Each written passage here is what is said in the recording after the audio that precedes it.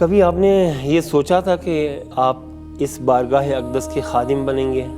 اسی وقت میں نے بس یقین کر لیا تھا کہ میں نے بس یہاں پہنچنا ہے اور حال حالت میں پہنچنا ہے۔ کوئی ایسی یادداشت آپ کے ذہن میں ہے جس میں کسی زائر کو زائرہ کو شفا ملی ہو؟